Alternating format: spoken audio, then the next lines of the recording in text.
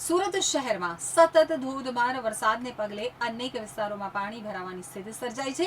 ખાસ કરીને લિંબાયતના મીઠી ખાડી વિસ્તારના નીચાણવાળા વિસ્તારોમાં પાણી ભરાતા સ્થાનિકોને હાલાકીનો સામનો કરવો પડી રહ્યો છે।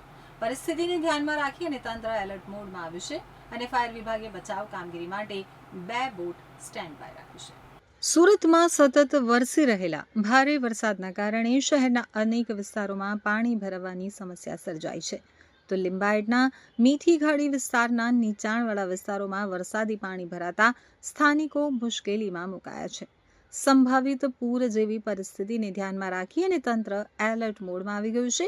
ફાયર વિભાગ દ્વારા બચાવ કામગીરી માટે 2 બોટ સ્ટેન્ડ બાય રાખ્યું છે, જેથી જરૂરિયાત પડે તાત્કાલિક રાહત કામગીરી હાથ ધરી શકાય।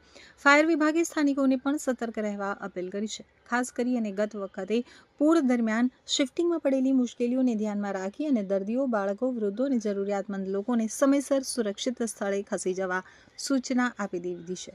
તંત્ર દ્વારા પરિસ્થિતિ ઉપર સતત નજર રાખવામાં આવી રહી છે અને લોકોને અફવાઓથી દૂર રહી સત્તાવાર સૂચનાઓનું પાલન કરવાની અપીલ કરવામાં આવી છે।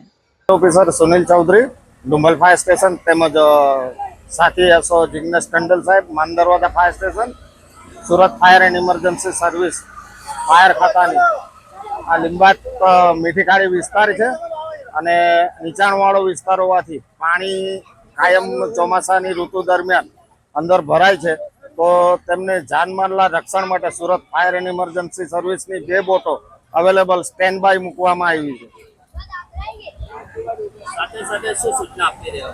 હવે ગઈ વખતે જે 7 તારીખના પૂરના પાણી જે મીઠી ખાડીની અંદર ભરાયા હતા અને બીમાર છે, નાના છોકરાઓ છે, એમને શિફ્ટિંગ કરવામાં ફાયર બ્રિગેડને બી ઘણી જહેમત ઉઠાવવી પડી હતી।